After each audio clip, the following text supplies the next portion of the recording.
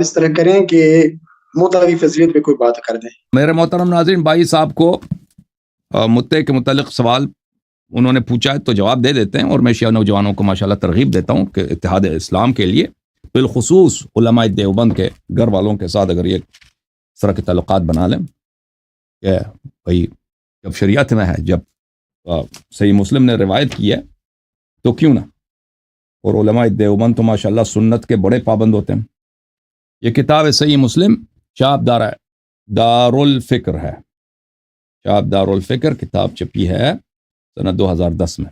ملاحظہ فرمائی یہاں پر کتاب النکاح باب نکاح المتعہ، یہاں پہ ملاحظہ فرمائی ہے بھلے بہت سارے روایات ہیں۔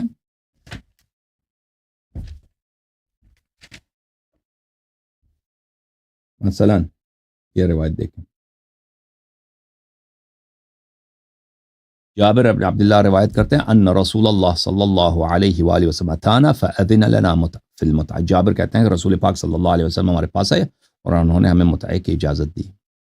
جابر بن عبداللہ عمرے پہ گئے تھے، فجئنا فی منزلہ، ہم ان کے پاس گئے، فسألہ القوم عن اشیاء ثم ذکروا المتعہ، لوگوں نے بہت سارے مطالب کا ذکر کیا، پھر انہوں نے لوگوں نے متعہ کے متعلق اسے سوال کیا، انہوں نے کہا نعم استمتعنا علی عہد رسول اللہ صلی اللہ علیہ وآلہ و ابی بکر و عمر، ہم نے متعہ کیا کس کے دور زمانے میں؟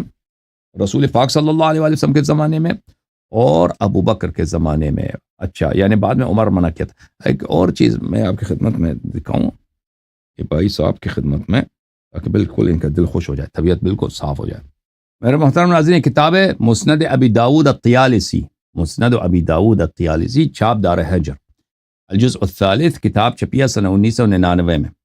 یہاں پہ آپ کو لے کے چلتے ہیں میرے محترم ناظرین صفحہ نمبر 208 میں، صفحہ نمبر 208، مسند ابی داود الطیالسی، ما روت اسماء بنت ابی بکر، حدیث نمبر 1742۔ اس میں حاشیہ نمبر 3 دیکھیے، حاشیہ نمبر 3، حدیث صحیح، حدیث صحیح، حدیث صحیح، دخلنا علی اسماء بنت ابی بکر، مسلم القری کہتے ہیں کہ ہم اسماء بنت ابی بکر کے پاس گئے۔ اسماء کون ہے؟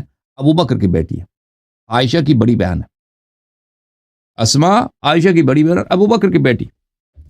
فسألناها عن متعة النساء، ہم نے پوچھا کہ عورتوں کے ساتھ متعہ کا کیا چکر ہے، کیا حساب ہے، عورت کے ساتھ متعہ کریں؟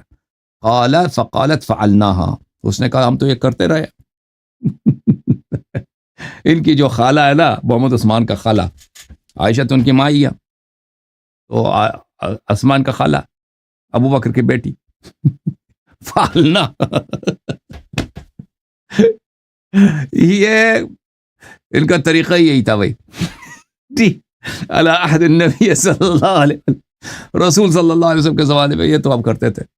اب اس کے ساتھ کون کرتا تھا، یہ کس کے ساتھ کرتی تھی، ٹھیک ہے نا، وہ خیر، یہ حاشیہ نمبر 3، حدیث صحیح، حدیث صحیح ہے بھائی، ٹھیک ہے نا۔